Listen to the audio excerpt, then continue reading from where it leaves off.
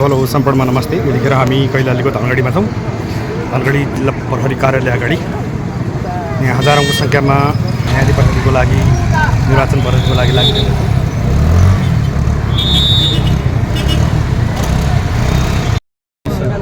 पारस जी कहाँदेखि आउनु भयो? घोडाघोडीदेखि। यो त एकै महिनाको जागिर खान आउनु भएछ। अब के हो आर्मी पुलिसको लागि दिन लाग्यो भने कोही मौखिकमा कहिले लिखितमा कहिले केमा फाल्दिने बाहना गरेर अब 1 महिनाको पनि टेन्सन। अब 30-35 घर खर्च चलिहाल्छ।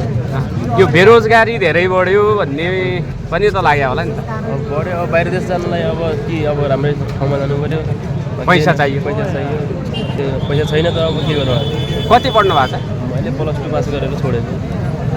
+2 पास गरेर छोडेँ। अनि आर्मीमा दिएको थिएँ। अब आर्मीमा त्यस्तै भयो। अहिले पनि भर्ना खुल्या थियो, दिनु भएको थियो?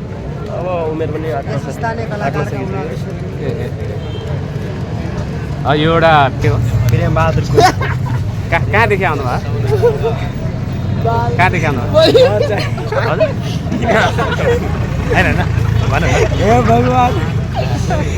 भाइ कहाँदेखि आउनु भयो? म लम्कीचो नगरीपालिका चौरीबाट। कति वर्ष? 23 वर्ष। 23 वर्ष। पहिला पनि आउनु भएको थियो? नहीं फर्स्ट टाइम। नाम चाहिँ नि के भन्नुभएको थियो? नाम भीमचंद सिंह। अनि जस्तो एकै महिनाको जागिर खानको लागि यस्तो गर्नु पर्दाखेरि कस्तो लाग्यो? कस्तो लाग्छ? म त फर्स्ट टाइम हो के अरे, अनुभवै भएर यही जागिर चाहिँ नि सधैँभरि खान पाए त अझै राम्रो त्यो त राम्रो हुन्थ्यो त होइन। तर के गर्नु, 1 महिनाको लागि पनि यस्तो छ। यस्तो छ। यहाँ 4090 कि 99 जनाको सिट हो। 98 जनाको सिट छ। तपाईँहरू त धेरै हुनुहुन्छ त। हामी त हर टाइम आफ्नो परिस्थिति नै हो। अब भयो भने भन्छ, नभए पनि केही छैन। त्यही हो नेपालको जागिर हो। त्यसपछि प्रचारमा लाग्नुहुन्छ? भएन भने प्रचारमा त केही कामै छैन, त्यहाँ जानै जाने। नेपालमा काम छैन भन्ने कुरा मेरो पढाइ जस्तो भइहाल्यो त भइहाल्यो होइन। भइहाल्यो नभए कलास जाऊ, झोला भयो कलास जाऊ।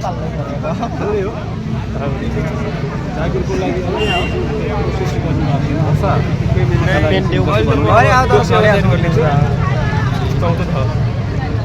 अब खाली किन बस्ने भनेर ठिक छ, देश सेवा गर्ने।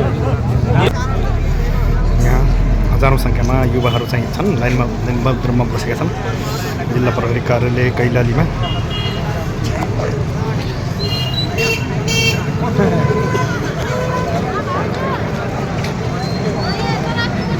हजारौँ बेरोजगार युवाहरू केही दिनको लागि भए रोजगारी सिर्जना होस् भन्ने अलि अगाडि बढ्थ्यो यार, त्यहाँदेखि त्यो लाइन छ। हजारौँको सङ्ख्यामा लाइन छ। एकै दिन 2 दिनमै हुन्छ। यहाँ देख्न सक्नुहुन्छ निर्वाचन प्रहरीको लागि भनेर चाहिँ कैलालीमा 5वटा निर्वाचन क्षेत्रको लागि खटिने युवाहरू चाहिँ यहाँ लाइनबद्ध रूपमा चाहिँ अगाडि बढेका छन्। जसलाई म्यादी प्रहरी पनि भन्ने गरिन्छ। यसपालिदेखि निर्वाचन प्रहरी भनेको छ। यहाँ जिल्ला प्रहरी कार्यालय अगाडि थियौँ हामी तपाईँहरूको सामुन्ने। यहाँ यतापट्टि फर्म भरेर आएकाहरू बुझाउनेहरूको लाइन हो यो। पारिपट्टि चाहिँ भनेको फर्म भर्नेहरू छन्। यहाँ थुप्रो सङ्ख्यामा छन्। हजारौँ सङ्ख्यामा चाहिँ लाइनबद्ध रूपमा चाहिँ युवाहरू चाहिँ बसेका देख्न सक्नुहुन्छ।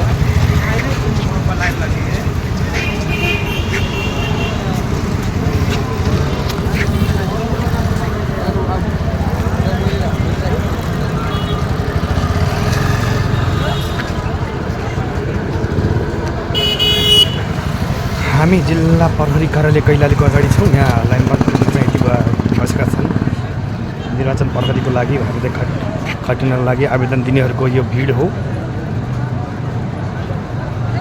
सम्पूर्ण युवाहरू छन्, 18 वर्ष पुरा भएका, +2 पास गरेका, तर चाहिँ देशमै केही रोजगारीको सिर्जना होस् भन्ने चाहिँ कामना गर्दछन् उहाँहरू।